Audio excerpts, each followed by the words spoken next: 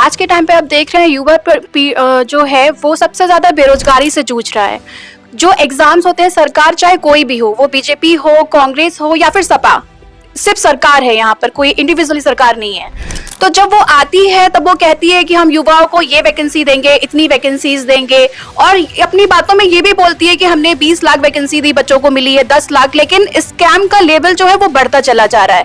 जो बच्चे 25 साल, 28 साल, 30 साल के हैं और जब वैकेंसी कैंसिल हो जाती है, लेटेस्ट में आरओ की वैकेंसी ले लेते हैं जो कि पिछली जनवरी को हुई थी और अगली जनवरी आने जा रही है, ना तो उसकी कोई डेट आई है, वो एग्जाम कब होगा कुछ कंफर्म नहीं। एसआई की वैकेंसी भी बहुत बड़े लेवल पे हुई थी, इसमें यूट्यूबर एक बड़े टीचर है एग्जामपुर के, उन्होंने धरना प्रदर्शन किया। ये चीजें इतनी ज्यादा वर्स्ट लेवल पे चल रही। इवन नीट एग्जाम जो था वो 720 नंबर का होता है, उसमें 718, 719 नंबर तक बच्चों के आए। ये पॉसिबल ही नहीं है, माइनस मार्किंग में किसी बच्चे के एक नंबर कम होकर के वो एग्जाम क्रैक कर रहा है।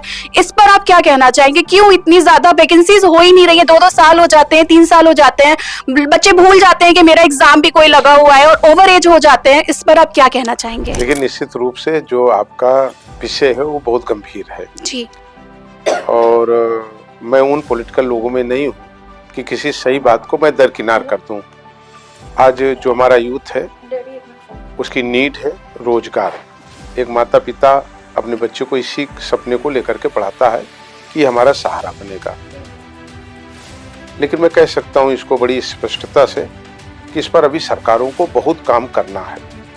भारत कृषि प्रधान देश है और मैंने इसको कृषि मंत्री रहते हुए भी कहा कि भारत के रोजगार का सबसे बड़ा साधन एग्रीकल्चर रहा है।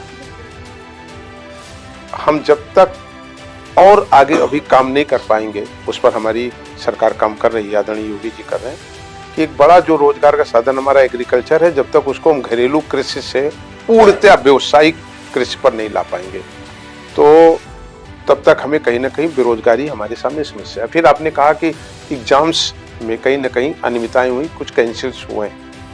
निश्चित रूप से एक रैकेट जो लंबे समय से काम करते रहे, जो आदी रहे, और हम कह सकते हैं उसमें कहीं ना कहीं सरकारों की मिली भगत रही होगी।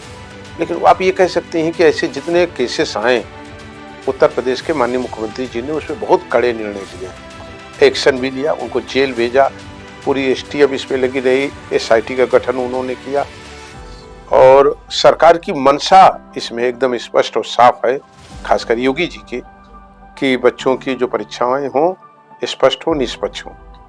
आगे आपको इसमें बेहतर नतीजे मिलेंगे, मैं यही कह सकता हूँ।